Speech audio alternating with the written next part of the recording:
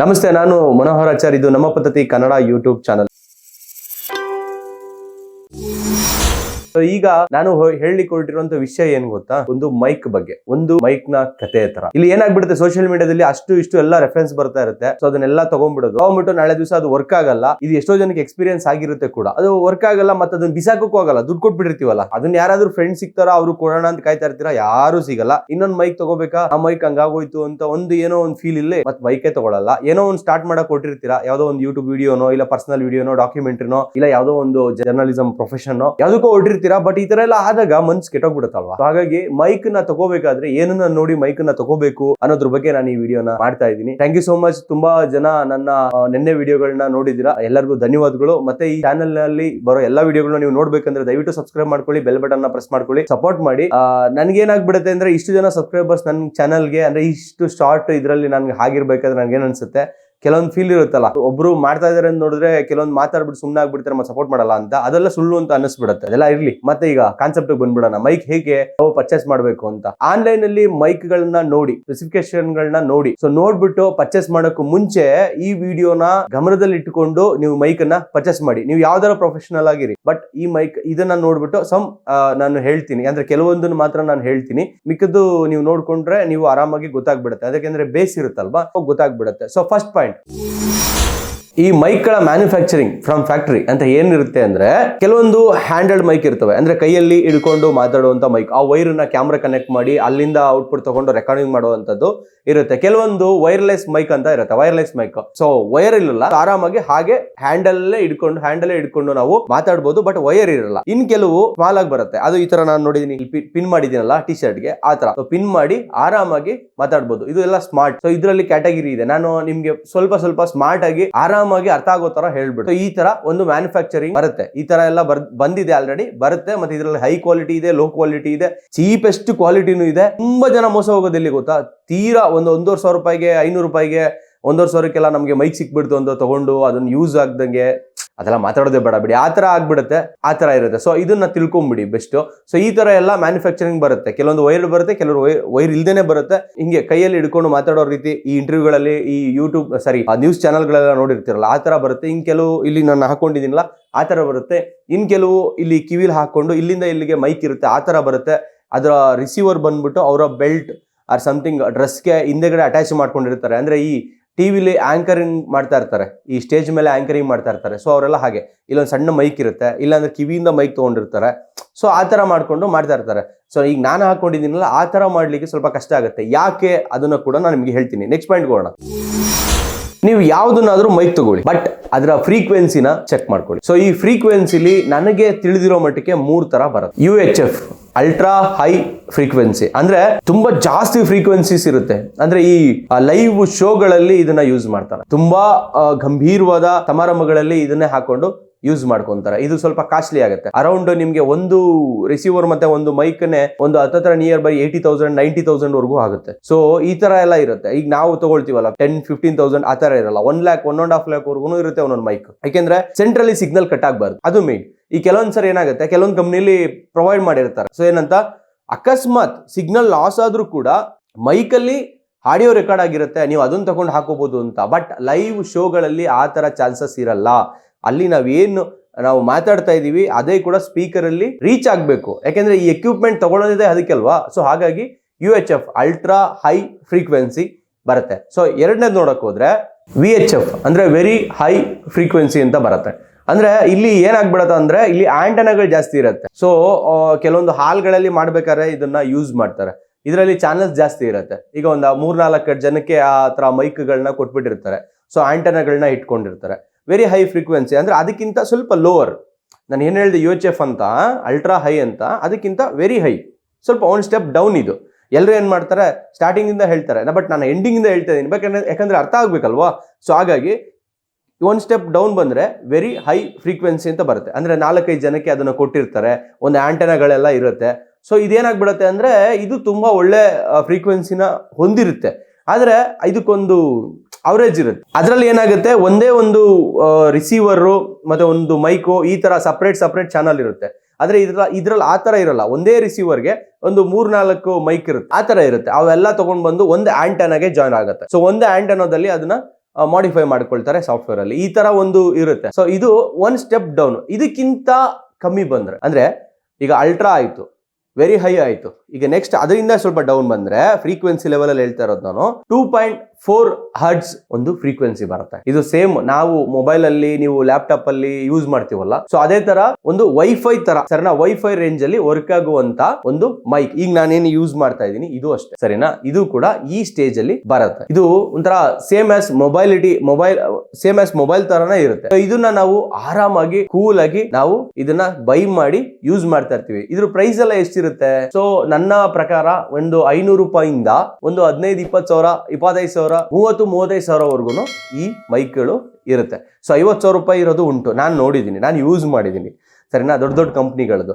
ಆ ಕಂಪನಿಯ ಮೈಕ್ಗಳನ್ನ ರಿವ್ಯೂ ಮಾಡಬೇಕಾದ್ರೆ ಮಾತ್ರ ನಾನು ಆ ಕಂಪನಿಯ ಹೆಸರು ಹೇಳ್ತೀನಿ. ಇಲ್ಲಿ ತುಂಬಾ ಕಂಪನಿಗಳ ಹೆಸರು ನಾನು ಹೇಳ್ಬೋದು, ಆದ್ರೆ ಆ ಕಂಪನಿಗೂ ನಾನು ಹೇಳೋ ವಿಷಯಕ್ಕೂ ಸಂಬಂಧಗಳು ಇರೋದಿಲ್ಲ. ಯಾವುದೋ ಒಂದು ಕಂಪನಿಯಿಂದ ನಮಗೆ ದುಡ್ಡು ಬರ್ತಾ ಇದೆ, ಅದನ್ನ ನಾವು ಹೈಕ್ ಮಾಡ್ತಾ ಇದೀವಿ ಅಂತ ಬಂದ್ಬಿಡುತ್ತೆ.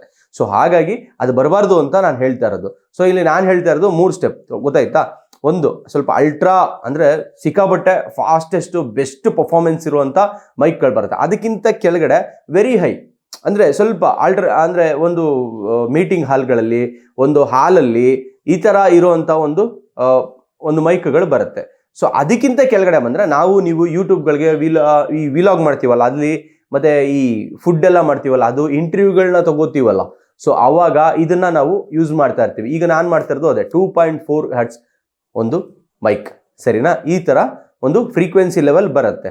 ಏನಕ್ಕೆ ಈ ಫ್ರೀಕ್ವೆನ್ಸಿ ಲೆವೆಲ್ಗಳಂದ್ರೆ, ಸೊ ಇದು ನಮ್ಗೇನಾಗುತ್ತೆ, ಅವರು 1.5 ಲಕ್ಷ ರೂಪಾಯಿದು ಒಂದು ಮೈಕ್ ರೆಡಿ ಮಾಡಿದ್ರೆ ನಾವೆಲ್ಲರೂ 1.5 ಲಕ್ಷ ರೂಪಾಯಿದು ನಾವು ಬೈ ಮಾಡೋಕ್ಕಾಗಲ್ಲ. ಆಯ್ತು, 1.5 ಲಕ್ಷ ರೂಪಾಯಿ ನಾವು ಬೈ ಮಾಡಿದ್ವಿ, ಎಂತಕ್ಕೆ?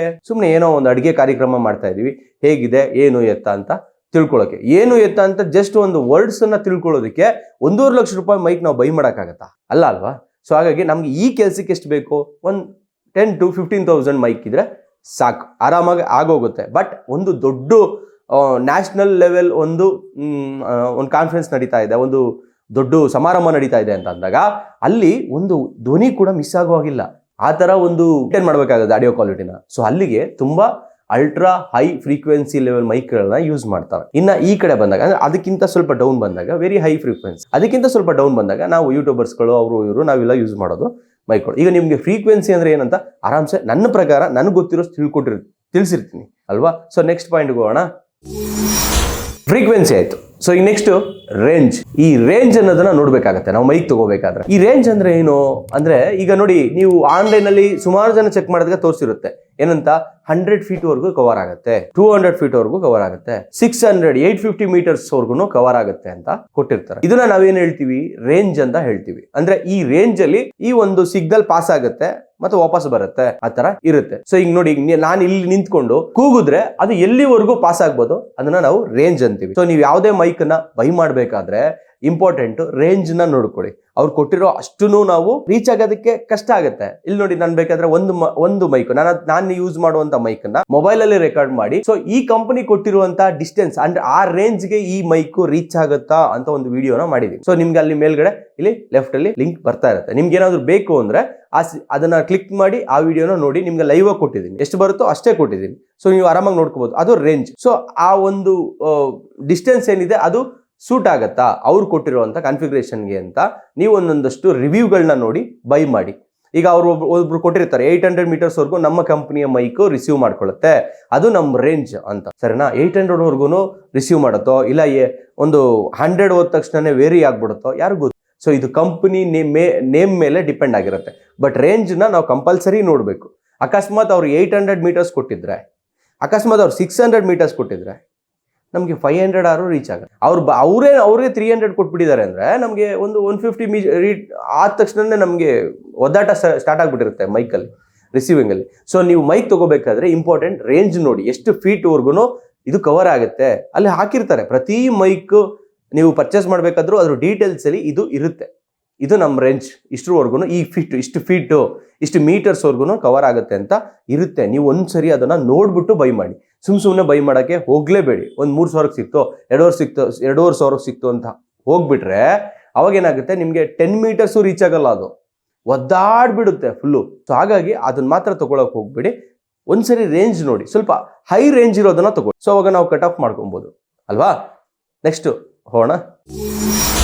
ನೆಕ್ಸ್ಟ್ ಬಂದ್ರೆ ಈ ವೈರ್ಲೆಸ್ ಮೈಕ್ ಅಂತ ಬಂದಾಗ, ಯಾವುದೇ ಮೈಕ್ ಅಂತ ಬಂದಾಗ battery important. So next point is battery life. So ಎಲ್ಲಾ ಮೈಕ್ಗಳಿಗೂ, ಎಲ್ಲಾ ರಿಸೀವರ್ಗಳಿಗೂ ಕೂಡ ಒಂದು ಬ್ಯಾಟ್ರಿ ಲೈಫ್ ಅಂದ್ರೆ ಒಂದು ಜೀವ ಬೇಕು ಒಳಗಡೆ. ಸೊ ಆ ಪವರ್ ಬೇಕು. ಸೊ ಈ ಬ್ಯಾಟ್ರಿ ಏನಾಗುತ್ತೆ ಅಂದ್ರೆ, ಆ ಬ್ಯಾಟ್ರಿ ಕೆಲವೊಂದು ಅಂದ್ರೆ ತುಂಬಾ ತೀರಾ ಕಮ್ಮಿ ಬಜೆಟ್ ಅಲ್ಲಿ ನಾವೇನ್ ತಗೊಂಡಿರ್ತೀವಿ ಅವು ಬೇಗ ಮುಗ್ದೋಗುತ್ತೆ. ಆದ್ರೆ ಸ್ವಲ್ಪ ದುಡ್ಡು ಕೊಟ್ಟು ತಗೊಂಡಾಗೆಲ್ಲ ಸ್ವಲ್ಪ ಜಾಸ್ತಿ ಇನ್ಕ್ರೀಸ್ ಮಾಡ್ಕೊಡ್ತಾರೆ. 30 minutes ಇಂದ 1 hour, 1 hour ಇಂದ 1.5 ಗಂಟೆ, 2 ಗಂಟೆ, 3 ಗಂಟೆ ಹಿಂಗೆ ಇನ್ಕ್ರೀಸ್ ಮಾಡ್ಕೊಡ್ತಾನೆ. ಈಗ ನಾನು ಯೂಸ್ ಮಾಡ್ತಾ ಇರುವಂತ ಮೈಕ್ ಒಂದು ಅಪ್ರಾಕ್ಸಿಮೇಟ್, ನಾನು ಹೇಳ್ತಾ ಇರೋದು ಅಪ್ರಾಕ್ಸಿಮೇಟ್ ಒಂದು 10 hours ಬರುತ್ತಾ. ಕಂಪನಿಯಿಂದ ಒಂದು 15 hours ಅಂತ ಕೊಟ್ಟಿದ್ರೆ ನಮ್ಗೆ 10 hours ಬರುತ್ತೆ. ಕಂಪನಿಯಿಂದಾನೇ ನಾನು 10 hours ಅಂತ ಕೊಡ್ತಾ ಇದೀನಿ ಅಂತ ಕೊಟ್ಬಿಟ್ರೆ ನಮಗೆ 5 hours ಬರುತ್ತೆ. ಹೌದಲ್ವಾ? 5 hours ಸಾಕಾಗುತ್ತೆ. ನಾವೇನು 5 hour ಮಾತಾಡ್ತಾ ಇರ್ತೀವ ಅಂತ ತಿಳ್ಕೊಬಾರ್ದು. ಯಾಕೆ ಗೊತ್ತಾ, ಒಂದು ನಾವು ಮೊಬೈಲ್ಗಳನ್ನ ಚಾರ್ಜ್ ಹಾಕ್ಬಿಡ್ತೀವಿ, ಯಾಕೆ ಯಾವಾಗಲೂ ಯೂಸ್ ಮಾಡ್ತೀವಿ. ಕ್ಯಾಮ್ರಾಗಳನ್ನ ಚಾರ್ಜ್ ಹಾಕ್ಬಿಡ್ತೀವಿ, ಯಾಕಂದ್ರೆ ಯೂಸ್ ಮಾಡ್ತಾನೆ ಇರ್ತೀವಿ, ತೋರಿಸ್ತಾ ಇರುತ್ತೆ ಮೇಲ್ಗಡೆ, ಎಲ್ಲಾನು ಹಾಕ್ಬಿಡ್ತೀವಿ. ಸೊ ಲೈಟು ನಾವೇನೋ ಒಂದು ಯೂಸ್ ಮಾಡಿರ್ತೀವಿ, ಲೈಟ್ ಹಾಕಿದ ತಕ್ಷಣ ಸ್ವಲ್ಪ ಅದ್ರ ಪರ್ಸೆಂಟೇಜ್ ಕಮ್ಮಿ ಆಗ್ಬಿಡುತ್ತೆ, ಅವಾಗ ನಾವು ಅದನ್ನು ಚಾರ್ಜ್ ಹಾಕ್ತೀವಿ. ಎಲ್ಲಾನು ಚಾರ್ಜ್ ಹಾಕೊಂಡ್ ನಾವು ಕೆಲವೊಂದ್ಸರಿ ಮೈಕ್ನ ಮರ್ತು ಬಿಡ್ತೀವಿ, ಯಾಕೆಂದ್ರೆ ಅದಿರೋದೇ ಇಷ್ಟಪ್ಪ. ಸೊ ನಮ್ಗೆ ಅದು ಕಂಡ್ರು ಕೂಡ ಆ ಒಂದು ಒಳಗಡೆ ನಮ್ಗೆ ಸೆನ್ಸ್ ಆಗೋದಿಲ್ಲ ಅದನ್ನ ಚಾರ್ಜ್ ಹಾಕ್ಬೇಕು ಅಂತ. ನಮ್ಮ ಟೀಮಲ್ಲೇ ಎಷ್ಟೋ ಜನ ಮಾಡ್ತಾರೆ, ಚಾರ್ಜ್ ಹಾಕಲ್ಲ, ಲಾಸ್ಟ್ ಅಲ್ಲಿ ಒದ್ದಾಡ್ಕೊಂಡು ನಾನು ಚಾರ್ಜ್ ಹಾಕ್ಬೇಕು, ಆ ತರ ಇರುತ್ತೆ. ಸೊ ಅದ್ರಲ್ಲಿ ಮೈಕು ಒಂದು. ಸೊ ಹಾಗಾಗಿ ನಾನು ಹೇಳ್ತಾ ಇರೋದು ಮೈಕ್ ನ ಇಂಪಾರ್ಟೆಂಟ್, ನಾವು ಅದ್ರ ಚಾರ್ಜಿಂಗ್ ಟೈಮ್ ಅನ್ನ ನೋಡ್ಬೇಕು, ಎಷ್ಟು ಹೊತ್ತು ಬರುತ್ತೆ. ಅದು ಮೈಕ್ ಬೇರೆ, ಅದ್ರ ಕೇಸ್ ಬೇರೆ ಇರುತ್ತೆ. ಈಗ ನೀವು ವೈರ್ಲೆಸ್ ಮೈಕ್ ಯೂಸ್ ಮಾಡ್ತಾ ಇದೀರಾ ಅಂದ್ರೆ ಕೇಸು ಮತ್ತೆ ಮೈಕ್ ಎರಡೂ ಸೇರಿ ಒಂದು 30 hours ಇರುತ್ತೆ ಅನ್ಕೊಳ್ಳಿ. ಸೊ ಅದ್ರಲ್ಲಿ ಮೈಕ್ ಎಷ್ಟು ಬಂದ್ಬಿಡುತ್ತೆ, ಒಂದು 10 hours ಬರುತ್ತೆ. ಕೇಸಲ್ಲಿ ಒಂದು 20 hours ಬ್ಯಾಕಪ್ ಇರುತ್ತೆ. ಅದ್ರೊಳಗಡೆ ಮೈಕ್ ತಗೊಂಡೋಗ ಕೇಸ್ ಒಳಗಡೆ ಹಾಕಿದ ತಕ್ಷಣ ಆ 20 hours ಮೈಕ್ ನ ಚಾರ್ಜ್ ಮಾಡುತ್ತೆ, ರಿಸೀವರ್ನ ಚಾರ್ಜ್ ಮಾಡುತ್ತೆ, ಈ ತರ ಇರುತ್ತೆ. ಸೊ ಅವಾಗ ಏನಾಗುತ್ತೆ, ನಾವು ಬ್ಯಾಟ್ರಿ ಲೈಫ್ ನ ನೋಡ್ಬೇಕಾಗತ್ತೆ. ಇನ್ನೊಂದು ಪಾಯಿಂಟ್ ಏನಂದ್ರೆ ಸೈಕ್ಲಿಂಗ್. ಅಲ್ಲಿ ಕೊಟ್ಟಿರ್ತಾರೆ ಕೆಲವೊಂದು ಕಂಪನಿಲಿ ಕ್ರಮಬದ್ಧವಾಗಿ ಕೊಟ್ಟಿರ್ತಾರೆ, ನಮ್ಮ ಒಂದು ಮೈಕ್ ಅನ್ನ, ನಮ್ಮ ಒಂದು ಏನ್ ನೀವು ಮೈಕ್ ತಗೋತಾ ಇದ್ದೀರಾ, ಈ ಮೈಕ್ ನ ನೀವು 1,00,000 ಸರಿ ನೀವು ಚಾರ್ಜ್ ಮಾಡಬಹುದು, 50,000 ಸಾರಿ ನೀವು ಚಾರ್ಜ್ ಮಾಡಬಹುದು, ಈ ತರ ಕೊಟ್ಟಿರ್ತಾರೆ. ಸೊ ಇದನ್ನ ಸೈಕ್ಲಿಂಗ್ ಅಂತೀವಿ. ಸೊ ಇದನ್ನ ನೀವು ಒಂದ್ಸರಿ ಗಮನ ಇಟ್ಟು ನೋಡ್ಬೇಕಾಗತ್ತೆ. ನೀವು 5,000 ರೂಪಾಯಿನೇ ಇನ್ವೆಸ್ಟ್ ಮಾಡಿ ಮೈಕ್ಗೆ, ಬಟ್ ಇದನ್ನೆಲ್ಲ ನೋಡಿ, ಬಿಕಾಸ್ ಆಫ್ 5,000 ಕೂಡ ದುಡ್ಡಲ್ವಾ. ಇಷ್ಟೆಲ್ಲ ನಾವು ಕಷ್ಟಪಟ್ಟು ಅದ್ ಮಾಡಿ ಇದು ಮಾಡಿ ಅಂತ ಎಷ್ಟು ನಾವು ಮಾಡ್ತಾ ಇದೀವಿ ಅಂದ್ರೆ ಎಲ್ಲ ಏಂತಕ್ಕೆ, ದುಡ್ಡುಗೋಸ್ಕರ. ನೀವು 100 ರೂಪಾಯಿ ಕೊಟ್ಟರು ದುಡ್ಡೆ, 5,000 ಕೊಟ್ಟರು ದುಡ್ಡೆ. ಸೊ ನೀವು 5,000 ಕೊಟ್ಟು ತಗೋತಾ ಇದ್ದೀರಾ ಮೈಕು, ನಾನು ಕಮ್ಮಿ ದುಡ್ಡು ತಗೋತಾ ಇದ್ದೀನಿ ಅಂತ ನೆಗ್ಲಿಜೆನ್ಸಿ ಮಾಡ್ಕೋಬೇಡಿ. ಅಲ್ಲಿ ಸೈಕ್ಲಿಂಗ್ ನೋಡಿ, ಆ ಬ್ಯಾಟ್ರಿ ಸೈಕ್ಲಿಂಗ್ ಏನಿದೆ ಅಂತ. ಯಾಕೆಂದ್ರೆ ಈಗ ನೀವು ಒಂದು ಏನಿದೆ, ಈಗ ನಂದು LED ಲೈಟಲ್ಲಿ ನಾನು ಫೇಸ್ ಮೇಲೆ ಬೀಳ್ತಾ ಇದೆ, ಅದಕ್ಕೊಂದು ಬ್ಯಾಟ್ರಿ ಇದೆ. ಸೊ ಆ ಬ್ಯಾಟ್ರಿ ಹೋಯ್ತಾ, ತೆಗೆದುಬಿಟ್ಟು 1,200 ರೂಪಾಯಿ ಕೊಟ್ಬಿಟ್ಟು ಇನ್ನೊಂದು ಬ್ಯಾಟ್ರಿ ತಗೊಂಡು ಹಾಕೊಂತೀನಿ. ಇದ್ರಲ್ಲಿ ಹಂಗಾಗಲ್ಲ. ಸೊ ಇದ್ರಲ್ಲಿ ಏನ್ ಬ್ಯಾಟ್ರಿ ಕೊಟ್ಟಿರ್ತಾರೆ ಕಂಪ್ನಿಯಿಂದ ಅಟ್ಯಾಚ್ ಅಲ್ಲ, ಆ ಬ್ಯಾಟ್ರಿ ಇರುವಷ್ಟೇ ನೀವು ಮೈಕನ್ನು ಯೂಸ್ ಮಾಡ್ತೀರಾ. ಆಮೇಲೆ ಅವ್ರ ಸರ್ವಿಸ್ ಸೆಂಟರ್ಗೆ ಹೋಗಿ ಬ್ಯಾಟ್ರಿ ಚೇಂಜ್ ಮಾಡ್ಕೋಬೇಕು. ಆ ಕೆಲಸ ನಾವು ಮಾಡಲ್ಲ. ಯಾರು ಮಾಡ್ತೀರಾ? 5,000 ರೂಪಾಯಿ ಕೊಟ್ಟು 1 ವರ್ಷ ಯೂಸ್ ಮಾಡ್ಬಿಟ್ಟು 1 ವರ್ಷ ಆದ್ಮೇಲೆ ಬ್ಯಾಟ್ರಿ ಡೌನ್ ಆಯ್ತು ಅಂದ್ಬಿಟ್ಟು 5,000 ರೂಪಾಯಿ 3,000 ಕೊಟ್ಟು ಬ್ಯಾಟ್ರಿ ಹಾಕ್ಸ್ಕೊಂಬರ್ತೀವ? ಮಾಡಲ್ಲ. ಸೊ ಹಾಗಾಗಿ ಸೈಕ್ಲಿಂಗ್ ನೋಡಿ, ಎಷ್ಟು ಸಾರಿ ಅದನ್ನ ಚಾರ್ಜ್ ಹಾಕ್ಬೋದು ಅಂತ ಕಂಪ್ನಿ ಹೇಳಿದೆ ನೋಡ್ಕೊಳ್ಳಿ. ಒಂದು. ಎರಡನೇದು ಬಂದ್ಬಿಟ್ಟು ಕೆಲವೊಂದ್ಸರಿ ಗೊತ್ತು, ಕಂಪ್ನಿಲಿ ಏನ್ ಕೊಟ್ಟಿರ್ತಾರೆ ಅಂದ್ರೆ ರಿವ್ಯೂಗಳನ್ನ ನೋಡ್ಬೇಕು. ಕೆಲವೊಂದ್ಸರಿ ರಿವ್ಯೂಗಳನ್ನ ನೋಡ್ಬೇಕಾಗತ್ತೆ. ಯಾಕೆ ಗೊತ್ತಾ, ಕಂಪ್ನಿ ಕೊಟ್ಟಿರ್ತಾರೆ ನಮ್ದು 10 hour ಬರುತ್ತೆ ಅಂತ. ಈಗ ಆಲ್ರೆಡಿ ಪರ್ಚೇಸ್ ಮಾಡಿರೋರು ರಿವ್ಯೂ ಹಾಕಿರ್ತಾರೆ, ಅಲ್ಲಪ್ಪ ನಿಂದು 10 hour ಬರ್ತಿದೆ ಅಂತ ಕೊಟ್ಟಿದ್ಯಾ, ಎಲ್ಲ 10 hour ಬರ್ತಾ ಇದೆ, 4 hour 5 hour ಬರ್ತಾ ಇದೆ ಅಂತ ಹೇಳಿರ್ತಾರೆ. ಸೊ ಹಾಗಾಗಿ ಈ ಏನ್ ಹೇಳ್ತಾರೆ ಅದಕ್ಕೆ, ಈ ಒರಿಜಿನಾಲಿಟಿ ಇರಬೇಕು. ಅವ್ರು ಕೊಟ್ಟಿರೋದ್ರಲ್ಲಿ ಒರಿಜಿನಾಲಿಟಿ ಇದೆಯಾ ಅಂದ್ಬಿಟ್ಟು ರಿವ್ಯೂಗಳನ್ನ ಚೆಕ್ ಮಾಡ್ಕೊಳ್ಳಿ. ಚೆಕ್ ಮಾಡ್ಕೊಂಡು ಅದು ಅಷ್ಟು ಬರಬೇಕು. 10 hour ಕೊಟ್ಟಿದ್ರೆ ಅಟ್ಲೀಸ್ಟ್ 9 hour ಬರಬೇಕು, 8 hour ಬರಬೇಕು. 2 hour ಬಂದ್ರೆ ಅಲ್ವಾ. ಸೊ ಬ್ಯಾಟ್ರಿ ಲೈಫ್ ಅಂದ್ರೆ ಬ್ಯಾಟ್ರಿ ಒರಿಜಿನಾಲಿಟಿ ಏನಿದೆ ಆ ಕಂಪ್ನಿ ಬ್ರ್ಯಾಂಡ್ ಮೇಲೆ ಡಿಪೆಂಡ್ ಆಗುತ್ತೆ. ಸೊ ಅದನ್ನು ಕೂಡ ನೀವು ನೋಡ್ಬೇಕಾಗತ್ತೆ. ನೆಕ್ಸ್ಟ್ ಬಂದ್ಬಿಟ್ಟು ಈಗ ಬ್ಯಾಟ್ರಿ ಕೊಟ್ಟಿರ್ತಾರೆ ಕೆಲವೊಂದ್ಸರಿ, ನೀವು ಒಂದ್ಸರಿ ಏನೋ ಒಂದು, ಯಾಕಂದ್ರೆ ಊಟದಲ್ಲಿ ಏನೋ ಉಪ್ಪಿನಕಾಯಿ ಹಪ್ಪಳ ಅಂತ ತಿಂತೀವಲ್ಲ, ಆ ತರ ನೀವು ಬರೀ ಗೂಗಲ್ ಅಲ್ಲಿ ಮಾತ್ರ ಅಲ್ಲ, ಮೇಲ್ ಗೂಗಲ್ ಸರ್ಚ್ ಇಂಜಿನ್ ಅಲ್ಲಿ ಮಾತ್ರ ಅಲ್ಲ, ಯೂಟ್ಯೂಬ್ ಒಳಗಡೆ ಹೋಗ್ಬಿಟ್ಟು ನೀವು ಆ ಮೈಕ್ ನ ಹೆಸರನ್ನ ಟೈಪ್ ಮಾಡಿ ನೋಡಿ. ಯಾಕಂದ್ರೆ ಅದು ಕೆಲವೊಂದ್ಸರಿ ಬ್ಯಾಡ್ ರಿವ್ಯೂಸ್ ಗಳು ಕೂಡ ವಿಡಿಯೋ ಮುಖಾಂತರ ನಿಮ್ಗೆ ಇರಬಹುದು. ಒಂದ್ಸರಿ ಆನ್ಲೈನ್ ಅಲ್ಲಿ ಸರ್ಚ್ ಮಾಡಿ ನೋಡಿ, ಎಲ್ಲ ವೆಬ್ಸೈಟ್ ಅಲ್ಲಿ ಸರ್ಚ್ ಮಾಡಿ ನೋಡಿ. ಕೆಲವೊಂದ್ಸರಿ ಏನಾಗುತ್ತೆ, ಸ್ಟಾರ್ ಇರುತ್ತೆ, 2 ಸ್ಟಾರ್ 3 ಸ್ಟಾರ್ ಅಂತ ಇರುತ್ತೆ. ಸೊ ಈ ತರ ಇದ್ದಾಗಲೂ ಕೂಡ ನೀವು ತಗೊಳಕ್ಕೆ ಹೋಗ್ಬೇಡಿ. ಯಾಕೆಂದ್ರೆ ಅಲ್ಲಿ ಏನೋ ಪ್ರಾಬ್ಲಮ್ ಇರುತ್ತೆ. ತುಂಬಾ ಜನ ಏನು ತಗೊಂಡವ್ರು ಯಾರು ದಡ್ರಲ್ಲ, ತಗೊಂಡ್ಮೇಲೆ ಅವ್ರಿಗೆ ಏನೋ ಇಶ್ಯೂ ಆಗಿರುತ್ತೆ. ಸೊ ಅವಾಗ ಏನ್ ಮಾಡ್ತಾರೆ, ಒಂದು ಸ್ಟಾರ್ ರೇಟಿಂಗ್ ನ ಕೊಟ್ಟಿರ್ತಾರೆ. ಈಗ ನಾನು ವಿಡಿಯೋ ನೋಡಿ ನೀವು ನೋಡ್ತಾ ಇದ್ದೀರಾ, ಸಬ್ಸ್ಕ್ರೈಬ್ ಮಾಡ್ಕೋತೀರಾ. ಯಾಕೆ? ಸೊ ಈ ಇನ್ಫಾರ್ಮೇಶನ್ ಲೋಕಲ್ ಲ್ಯಾಂಗ್ವೇಜ್ ಅಲ್ಲಿ ಬರ್ತಾ ಇದೆ, ಒರಿಜಿನಲ್ ಆಗಿ ಹೇಳ್ತಾ ಇದ್ದಾರೆ ಅಂತ. ನನಗೆ ಒಬ್ರು ಕಮೆಂಟ್ ಮಾಡಿದ್ರು, ಸರ್ ನೀವು ಹಂಗೆ ಟಕ ಅಂತ ಡೈರೆಕ್ಟ್ ಆಗಿ ಹೇಳ್ತಾ ಇದ್ದೀರಾ, ಫಾಸ್ಟ್ ಆಗಿ ಹೇಳ್ತಾ ಇದ್ದೀರಾ, ಅಂದ್ರೆ ಸ್ವಲ್ಪ ಆರಾಮಾಗಿ ಕ್ಲಾಸಿಕ್ ಆಗಿ ಹೇಳಿ ಸರ್, ಚೆನ್ನಾಗಿರುತ್ತೆ ಅಂತ ಒಬ್ರು ಮೆಸೇಜ್ ಹಾಕಿದ್ರು. Sir thank you so much ನಿಮ್ಮ ಮೆಸೇಜ್ಗೆ. ಖಂಡಿತ ನಾನು ಗೌರವಿಸ್ತೀನಿ ನಿಮ್ಮ ಮೆಸೇಜ್ನ. ಬಟ್ ಆದರೆ ನನಗೇನು ಅನ್ಸುತ್ತೆ ಅಂದರೆ, ನನಗೆ ಇದ್ದಂಗೆ ಹೇಳ್ಬಿಡ್ಬೇಕು. ಅದೇ ನಿಜ ಅಲ್ವಾ. ನಮ್ಗೆ ಏನು ಸ್ಟೈಲ್ ಇರುತ್ತೋ ನಾವು ಅದನ್ನೇ ಕಾಪಾಡ್ಕೋಬೇಕು, ಅದಲ್ಲೇ ಬರಬೇಕು. ನಾವು ಇರೋದನ್ನ ಬಿಟ್ಟು ಬೇರೆ ಇನ್ನೊಂದನ್ನ ತಗೊಂಬಂದು ಹಾಕ್ತೀವಿ ಅಂದರೆ ಕಷ್ಟ ಆಗುತ್ತೆ. ಇರೋದನ್ನೇ ಮಾಡೋಕ್ಕಾಗ್ತಾ ಇಲ್ಲ, ಇನ್ನು ತಂದಿರೋದನ್ನು ಕರೆಕ್ಟಾಗಿ ನೋಡ್ಕೋತೀವಾ, ಹಾಗಾಗ್ಬಿಡತ್ತೆ ಅಂದ್ಬಿಟ್ಟು ನಾನು ಆ ಥರ ನಾನು ಚಾನಲ್ನ ಮಾಡಿಲ್ಲ. ಲೋಕಲ್ ಚಾನಲಲ್ಲೇ ಮಾಡ್ತಾ ಇದ್ದೀನಿ, ಲೋಕಲ್ ಲ್ಯಾಂಗ್ವೇಜಲ್ಲೇ ಮಾಡ್ತಾ ಇದ್ದೀನಿ. ಕೆಲವ್ರಿಗೆ ಇಷ್ಟ ಆಗುತ್ತೆ, ಕೆಲವ್ರಿಗೆ ಇಷ್ಟ ಆಗಲ್ಲ. ಇಷ್ಟ ಆಗದೆ ಇರೋ ದಯವಿಟ್ಟು ಬೇಜಾರು ಮಾಡ್ಕೊಂಬೇಡಿ. ಹಾಗೆ ನನ್ನ ಚಾನಲ್ನ ಸಬ್ಸ್ಕ್ರೈಬ್ ಮಾಡೋದು ಮರಿಬೇಡಿ. ಸೊ ನೆಕ್ಸ್ಟ್ ಪಾಯಿಂಟ್, ಲಾಸ್ಟ್ ಕನ್ಕ್ಲೂಷನ್ಗೆ ಹೋಗ್ಬಿಡೋಣ.